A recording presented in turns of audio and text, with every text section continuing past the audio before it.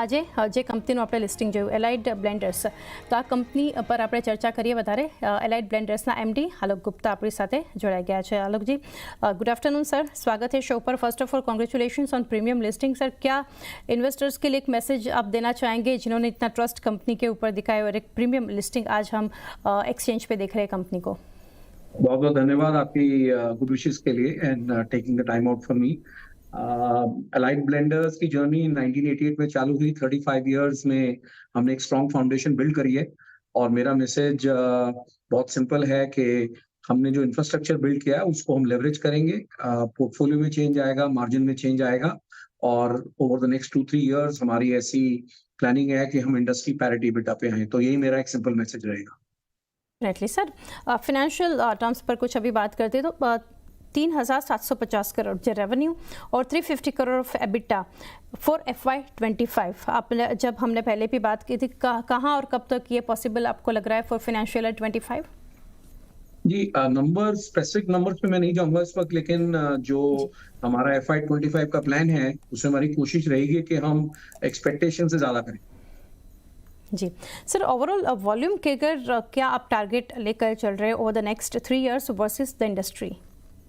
जी, अब वॉल्यूम को थोड़ा अलग तरीके से देख रहे हैं कि इंडस्ट्री का तो क्या 9% पे प्रेडिक्ट किया जा रहा है, लेकिन हम जो देख रहे हैं कि इंडस्ट्री के 3 भाग हैं. एक मास प्रीमियम जहां पे हम ऑफिसर्स चॉइस विस्की की हमारी लीडरशिप है. दूसरा PNA है जहां पर हमारे पास आइकॉनिक वाइट, स्टर्लिंग रिजर्व और OC ब्लू है. और एक टॉप पे प्रीमियम और लग्जरी सेगमेंट है. तो हम तीनों सेगमेंट में हमारी अप्रोच अलग रहेगी. जो मास प्रीमियम सेगमेंट है वहां पर प्रॉफिटेबल सेल, ग्रॉस मार्जिन पे फोकस रहेगा. जो PNA सेगमेंट है वहां पर तीनों ब्रांड को लेके हम कैसे अपना मार्केट शेयर एक्सपेंड करें. और जो प्रीमियम और लग्जरी सेगमेंट है वहां पर न्यू प्रोडक्ट्स को हमारा लॉन्च करने का पूरा प्लान है. इस साल में हमने एक प्रोडक्ट ऑलरेडी लॉन्च किया है, जोया, जो एक प्रीमियम जिन है. और कोशिश हमारी ये रहेगी कि हर सेगमेंट के अंदर हम मार्केट शेयर गेन करें. जो ग्रोथ है वो मास प्रीमियम में ऑफिसर चॉइस के लिए हमने बहुत फोकस किया ऑन प्रॉफिटेबल मार्केट्स, तो हमारी ग्रोथ सिंगल डिजिट रहेगी. लेकिन PNA और लग्जरी सेगमेंट के अंदर हम ऐसा उम्मीद करते हैं कि हमारी जो ग्रोथ है वो डबल डिजिट में रहेगी. जी डेफिनेटली. और सर, जो लास्ट 3 इयर्स में जो यहाँ से प्रोडक्ट लॉन्च आपने किए हैं, करंट कंट्रीब्यूशन कितना है और गोइंग फॉरवर्ड आप कितना कंट्रीब्यूशन एक्सपेक्ट कर रहे हैं यहाँ से? जी, 5 साल के अंदर देखेंगे, आप देखेंगे तो हमारी शुरुआत हुई जर्नी की ऑफिसर्स चॉइस पे, जिसके करीब 20 मिलियन केस हम करते हैं. उसके बाद 2011 के अंदर हमने लॉन्च किया ऑफिस चॉइस ब्लू, जो करीब 4 मिलियन केस करती है. और अगर हम स्पेसिफिकली 5 साल की बात करें तो स्टर्लिंग रिजर्व लॉन्च हुआ 2018 के अंदर, जो ऑलरेडी 5 मिलियन केस टच कर चुका है. और 2022 नवंबर में हमने आइकॉनिक वाइट लॉन्च किया, जिसने पहले 13 महीने के अंदर 1 मिलियन केस किया और FY24 के अंदर 2.2 मिलियन केस किया. और जो लास्ट क्वार्टर था FY22 के अंदर ऑलरेडी हम लोग 3 मिलियन के एनुअल रन पे चल रहे हैं. तो तीनों ब्रांड हमारी जो हैं अपनी पॉकेट्स ऑफ स्ट्रेंथ हैं. और तीनों brand put together in the PNA segment हमारे को सही प्राइस पॉइंट पे है. देयरफॉर हमारी growth will continue to come on this 3 brands. Okay sir, साथ ही Alok sir, any update on MRP revision in Telangana और साथ ही न्यूज़ जो है around Odisha likely to ban liquor? जी, सो तेलंगाना का हमने भी सुना है, लेकिन हमारे पास कोई फर्म न्यूज नहीं है. ऑफ कोर्स अगर प्राइस इंक्रीज होगा हमारे लिए बहुत अच्छी न्यूज है, क्योंकि हमारी 30% सेल तेलंगाना से आती है और हमारी डिस्टिलरी भी वहां पर है. तो अगर प्राइस इंक्रीज होगा तो उसका हम बिल्कुल खुल के स्वागत करेंगे. हमारे को हमारा पोर्टफोलियो बहुत स्ट्रांग है आंध्रा के अंदर. उड़ीसा की जो न्यूज है हमारे को जो बताया गया है कि अभी सरकार में कोई ऐसा सोच नहीं है इसको बैन करने का, मगर थोड़ा कंफ्यूजन तो है. देखते हैं 2-4 दिन में शायद होपफुली क्लियर हो जाएगा. ओके सर, फर्दर कुछ कैपेक्स प्लान कंपनी के यहाँ से दिख रहे हैं. जो कैपेसिटी यूटिलाइजेशन है at 63.69% as of 9 month FY24. तो कैपेसिटी देखेंगे तो 2 तरह की कैपेसिटी है. एक तो डिस्टिलेशन कैपेसिटी, जो हमारी डिस्टिलरी तेलंगाना में है, वो 100% कैपेसिटी पे हमारा यूनिट चलता है. हम 60 मिलियन लीटर ऑफ अल्कोहल वहां बनाते हैं. और जो आप कैपेसिटी की बात कर रहे हैं 67, वो हमारी बॉटलिंग की कैपेसिटी है. उसमें बेस्ट इन क्लास कैपेसिटी 70% मानी जाती है, बिकॉज आपको हेडरूम छोड़ना पड़ता है for seasonality and for tailwinds.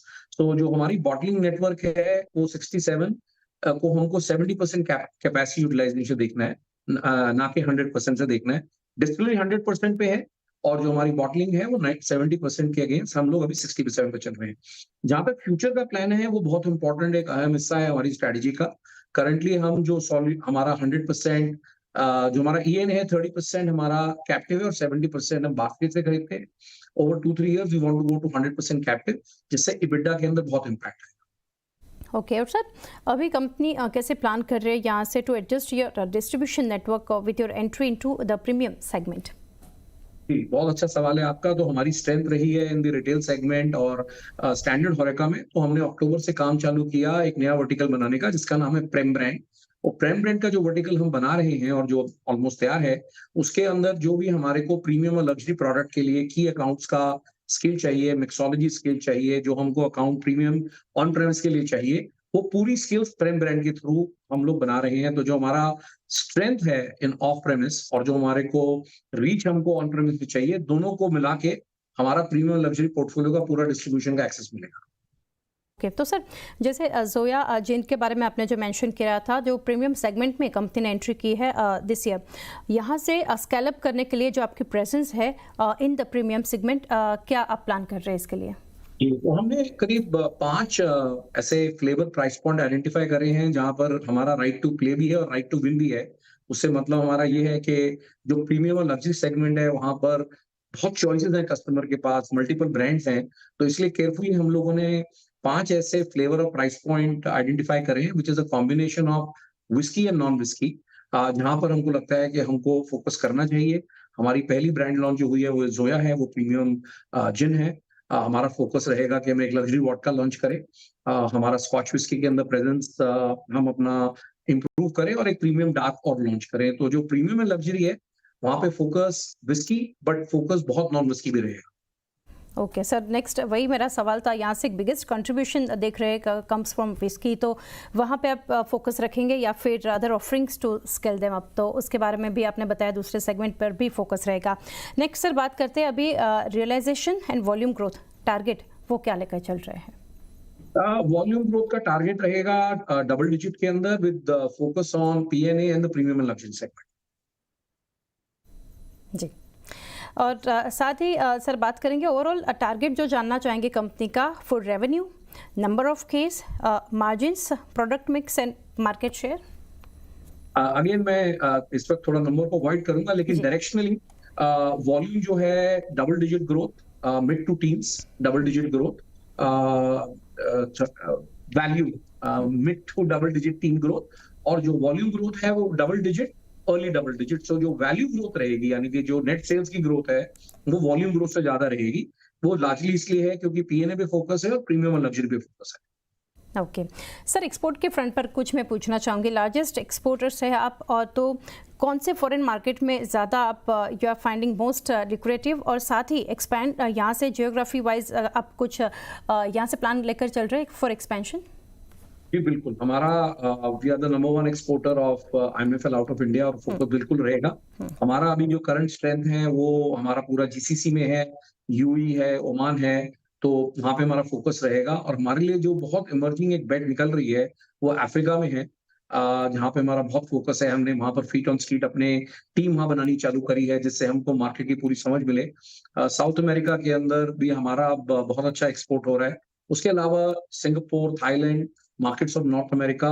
अब जो हमारा ये प्रीमियम लग्जरी पोर्टफोलियो आ रहा है, उससे हमारे को बहुत नई मार्केट वेस्टर्न हेमिस्फीयर का एक्सेस मिलेगा, और साथ में ड्यूटी फ्री एक्सेस भी मिलेगा हमको, जो चैनल के अंदर जहां हमारी प्रेजेंस अभी नहीं है। डेफिनेटली सर, कौन से मार्केट से यहाँ से अगर देखें तो ग्रोस मार्जिन्स के फ्रंट पर, आरओसी के फ्रंट पर ज़्यादा ऑफर आपको लग रहा है, क्योंकि आपका फोकस जो है और currently bulk of your sales are coming from Telangana and UP?